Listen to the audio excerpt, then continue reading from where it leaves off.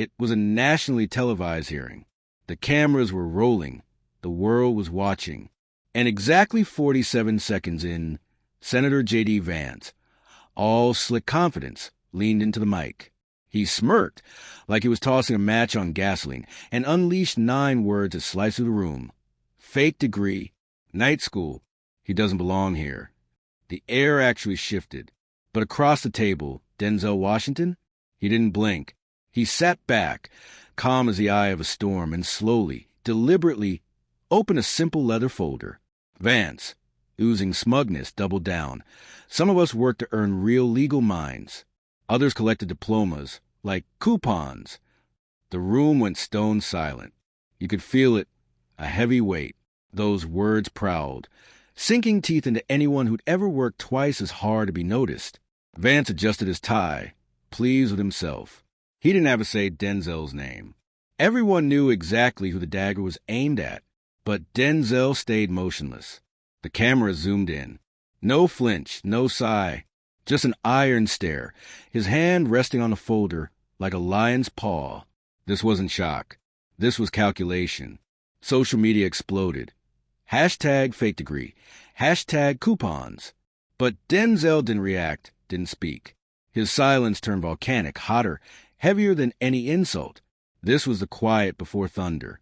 Something heavy was coming. See, this wasn't Denzel's first rodeo. He'd heard worse in dusty courtrooms, called the street lawyer, the diversity prop. He knew this game. The power move wasn't to swing back yet. It was to let the insult twist, to let the world watch you eat it like breakfast, and then smile back later. You don't flinch. You don't fold. You wait. And across America, millions leaned in, waiting for him to finally strike. Denzel's thumb pressed against the folder's zipper. Slow. Intentional. Then it stopped. Not yet.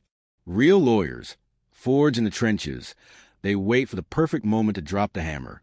The kind that leaves people quiet in their cars driving home, replaying it in their heads. Denzel didn't come here to win a headline. He came to own the room, and he knew exactly how. 12 seconds stretched like an eternity. Vance's fake grin didn't waver, but his fingers fidgeted. Then Denzel moved, like a man pulling the safety off destiny. The zipper came down slow, calculated. His hand emerged, not with stacks of documents, but with one single, folded sheet. Cream-colored, slightly worn at the edges. The kind of paper you don't carry by accident. He placed it on the table like a final chess move. Quiet, precise, deliberate. His voice didn't rise, didn't harden. It stayed cool, smooth. Mr. Chairman, Denzel said evenly, if I may, I'd like to enter a letter into the record.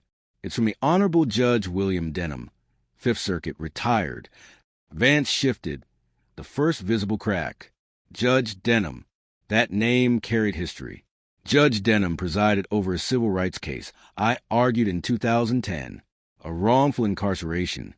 Denzel unfolded the letter, raised it, and read. Mr. Washington's legal reasoning, his mastery of precedent, and a command of courtroom procedures surpassed many Ivy League graduates I encountered in 2 decades on the bench. The words didn't erupt. They sank, heavy, unmovable. Vance blinked. His confidence dented. That's not me talking, Senator. That's Judge Denham's conclusion. Denzel added, for the record, Judge Denham was appointed under President Reagan. Small murmurs rippled. Something irreversible. Vance muttered, nice stories. They make for good theater, but not real lawyers.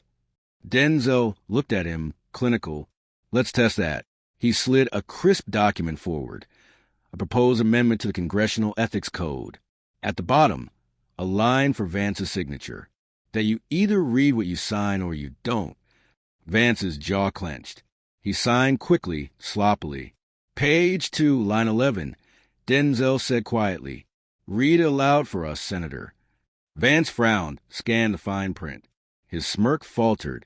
Legal precedent may be treated as non-binding guidance in future constitutional amendments, he read, stumbling. That's not what I meant to sign. Vance muttered, voice cracking. You did sign it. Denzel cut in, on national television, endorsing a direct contradiction of foundational U.S. constitutional law. He pointed. This is what happens when ego signs before the eyes do. Vance had nothing. He'd walked into a trap built on arrogance. Just then, Denzel's phone buzzed. A reporter's message. Just dropped. Play it. You'll know when. Madam Chair, Denzel said, I request to introduce supplemental context. A time-stamped, unedited video from October 2021. Vance barked. Objection. Unverified. The context, Denzel replied calmly, is your own words, Senator. Captured at a private fundraiser. Just you. The screen blinked to life. Vance's voice filled the chamber, smug, slurred. She's loud. Not learned. From some Houston night school. Doesn't even count. Laughter echoed in the footage. Rich, complicit, ugly. Vance on screen swirled his drink. The clip ended on his voice, clear and cutting. America needs lawyers, not noise. And he's all noise. Silence. Vance, live, face pale, watched his past self tear apart his present self. Denzel didn't even glance at him. I won't dignify that clip of the defense, Denzel said. I'll let the American people decide whether law degrees are determined by neighborhoods or by checkbooks. But let the record show, Senator, I didn't have to say a word. You did. Vance fumbled with his tie. His power dissolved. The camera stayed on him, catching every muscle twitch, every drop of bravado leaking from his face. Senator Vance, Denzel said low but cutting, when you said night school, you meant the University of Houston Law Center, ranked top 50 nationally, where I graduated magna cum laude. He let that land. For some, education is inheritance. For others, it's combat. I didn't inherit mine. I earned it. Working nights, caring for a dying parent, studying through the things your donors joke about over cocktails. He held up a grainy photo of a younger Denzel outside the law center. I wasn't raised near Ivy. I was raised beside 4 bags. My mother was sick. I read tort law in ER waiting rooms with her hand in mine. I stocked shelves from 10 p.m. to 2 a.m., then studied under flickering diner lights. Let me tell you about the case no one wanted, Denzel said, his voice smooth but weighty, because that's where I earned my degree for real. The screen showed a mugshot of Lydia, a black woman, bruised, hollow eyes. No fingerprints, no witnesses, no weapon. Just a confession signed after 19 hours without food, without a lawyer. No firm took her case. They gave me 40 hours. I gave her 400. He leaned in. I found medical experts. I found a neighbor nobody interviewed. 12 minutes. That's how long it took the jury to set her free. First time she saw daylight in 3 years. She hugged me outside that courthouse. Told me I was the first person who saw her as human. I went home that night and tore up every job offer that started with, "You'd fit in better here." That's when I learned law isn't trophy. It's a weapon. Vance, trying to regain control, snidely asked, "What was your GPA again?" Denzel didn't flinch. He produced a single page. University of Houston Law Center, GPA 3.86. Graduated magna cum laude. National Constitutional Law thesis. First place, 2020. He clicked a remote. Official transcripts and awards filled the screen. You want numbers? Here they are. No ghostwriters, no legacy pass.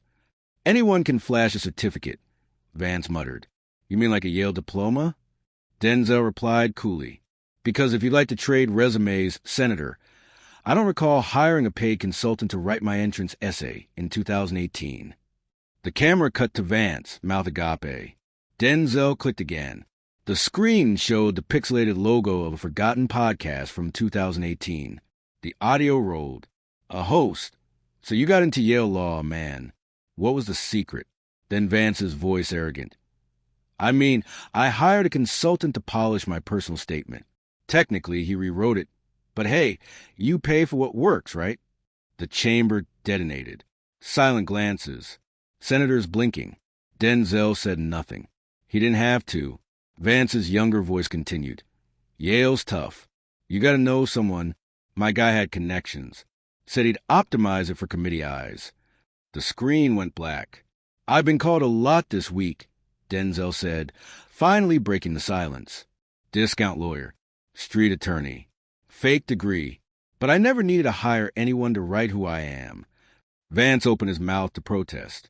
You said it yourself, Senator, and no one had to edit it for you to sound entitled. I wasn't polished, Denzel said, his tone low, but each syllable crisp. I was prepared. You had legacy letters, endowments, consultants. I had food stamps, secondhand textbooks, and a mother whose chemo pills cost more than our rent. He paused.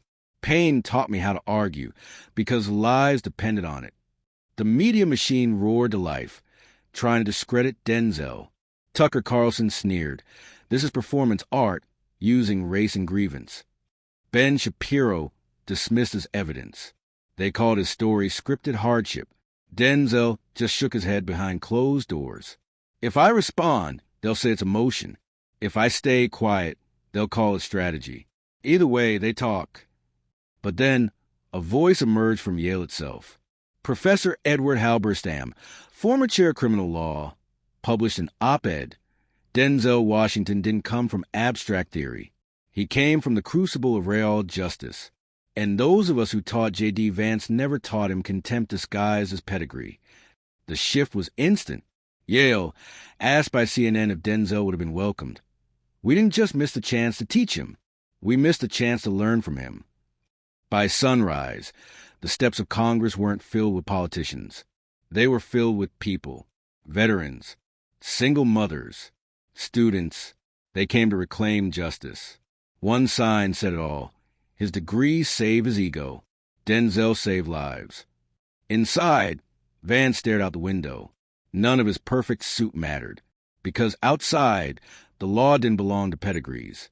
It belonged to the people. Denzel stood tall in the hearing chamber, silent but unshaken. When he finally spoke, it wasn't a committee. It was to America. I've been called names, told my degree was fake. But I didn't come here to defend my title. I came here because I buried a mother while reading case law, because I fought for those no one listened to, because I read every line of the Constitution, not to climb, but to catch the people falling through it. I don't need to be believed, he said. I need justice to matter more than polish. And if it doesn't, then what are we even doing here? And then he simply sat down. No applause, no victory lap, just silence. Thick, powerful, undeniable. It wasn't about credentials anymore. It was about conviction. And conviction didn't beg. It stood. The next morning, the internet didn't roar. It trembled. One voice echoed across every screen. He didn't raise his voice. He raised the bar. Vance canceled his interviews. Denzel went home. Just a quiet binder on his kitchen table. And history rewritten. Because in a world obsessed with noise, Denzel Washington reminded us, stillness can shake nations.